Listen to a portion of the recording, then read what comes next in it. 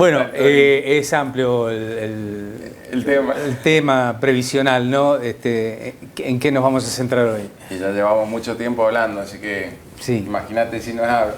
Sí, así que bueno. Bueno, por ahí está bueno plantearlo, me consultan mucho. No sé si se acuerdan ustedes de los casos de reparación histórica. Sí. Que se hicieron en el año, esa ley, la ley de reparación 2015 fue 2016. Julio del 2016 se sanciona la ley en junio y en julio se publica la ley de reparación histórica.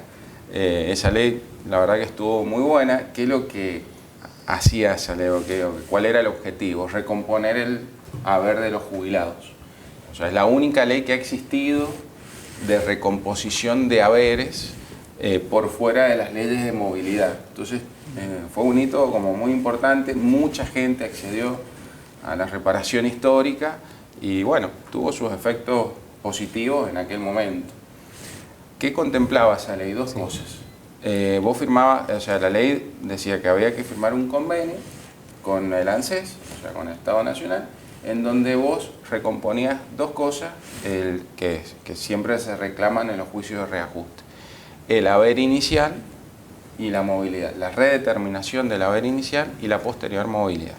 Sí. Entonces, esa ley, ese convenio te decía, mira, vamos a redeterminar el haber inicial en base a ciertos índices que eran bastante favorables para el jubilado, por fuera de los índices de la ley de movilidad, entonces te salía un haber más alto. Y podían acceder todos los jubilados, los pensionados, los que habían hecho juicio, aún con sentencia firme, y los que no habían hecho juicio también se les ofrecía. La diferencia era que el que había hecho juicio se le podía dar un retroactivo de hasta 48 meses hacia atrás, como máximo.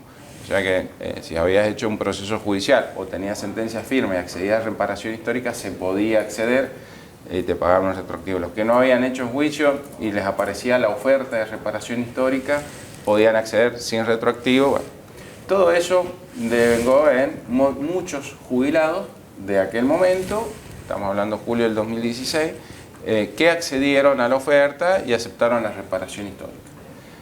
¿Cuál es el tema? Hoy nos encontramos en el año 2025. Han pasado 9 años y muchos avatares económicos. Entonces, la pregunta más frecuente es, los jubilados que accedieron a la reparación histórica, ¿yo puedo pedir el reajuste de mi haber previsional? ¿Se puede reclamar algo al ANSES? Bueno, la respuesta es como sí. pedir se puede, que te lo den en otra cosa. No se lo dan a nadie administrativamente, después hay que hacer el proceso judicial, ¿no? Entonces, sí se puede pedir.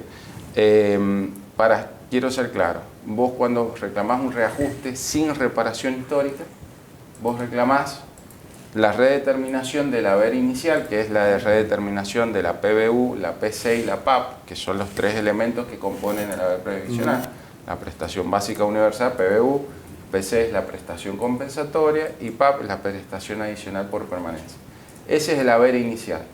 Ese haber inicial, vos pedís que se te redetermine con otros índices que no son los que usan ANSES, digamos, para hacerlo bien didáctico. Sí. Y después, la movilidad. Una vez que vos redeterminas tu haber, en vez de 100 es 150, bueno, ¿cuál va a ser el índice de movilidad? Bueno, eso para cualquier caso de sin reparación histórica reclamás las dos cosas. Los casos de reparación histórica, hay sentencia en el juzgado de acá de Federal, de San Juan y en la Cámara de Mendoza, no pueden reclamar la redeterminación del haber inicial, porque, porque ellos aceptaron o hicieron el convenio de reparación histórica. Y en aquel momento dijeron sí a la redeterminación del haber inicial. ¿Está bien? Pero sí pueden reclamar la movilidad posterior por estos desbarajustes económicos que han habido y sobre todo por las leyes posteriores de movilidad que cuando empalman siempre se comen, por decirlo de alguna forma, un porcentaje que deberían haberle aumentado al jubilado y no lo hacen. Entonces, para decirlo en forma asertiva, pueden reclamar los casos de reparación histórica el reajuste únicamente por movilidad. Y es un reajuste importante.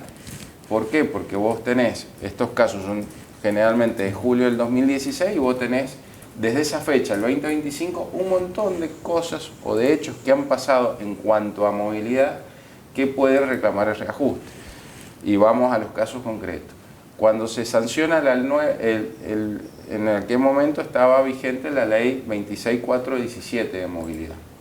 Pero después, en marzo del 2018, empieza a regir la ley de movilidad de la época de Macri, que es la 27426. Esa ley, la 26417, tenía una movilidad semestral, entonces acumulaba, digamos, movilidad durante 6 meses. Y la 27426, una movilidad trimestral. Entonces, cuando entra a regir la ley 27426 en marzo del 2018 y deja de regir la 27416, en el empalme se comen o se disminuye un aumento del 14,5% de movilidad de la ley 26417. Ese aumento de movilidad dice que la ley no puede ser retroactiva y se le otorga por un fallo muy famoso que es el fallo Fernández Pastor. Entonces ahí tenés un primer, digamos, ítem de movilidad que se puede reclamar. Después viene la época de la pandemia, con la suspensión de la ley 27426 de movilidad y con los aumentos por decreto con un índice menor a lo que debería ser si aplicaban los índices de la ley. ¿Qué dice la jurisprudencia? Por ejemplo, el fallo Guerra de acá de la Cámara de Mendoza dice, mire, páguenle la diferencia entre la movilidad que se le pagó y con la que debería haber sido con la ley 27426. Porque la ley fue suspendida, pero no derogada, entonces tienen que pagarle diferencia.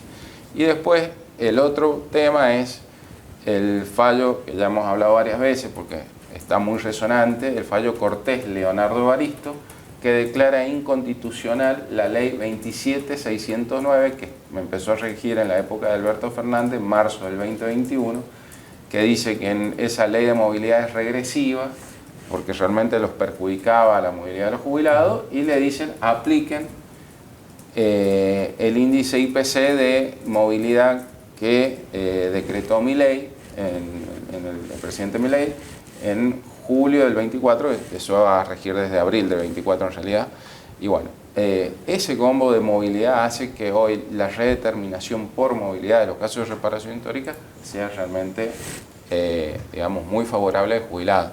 Entonces, ¿qué les digo yo? Reclamen o vengan y consulten, veamos, cada caso es particular, pero acá, más allá de que no podamos reclamar la redeterminación del haber inicial, sí podemos reclamar la movilidad que digamos, que por tantos abatores económicos a lo largo de 9 años en la República no se reajustaron. Está bien. Así que bueno. Bueno, acá tenemos una pregunta, pero no entiendo.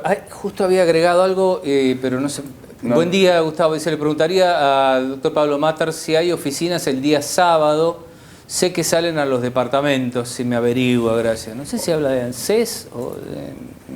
Desconozco. Perdón, oficinas de ANSES.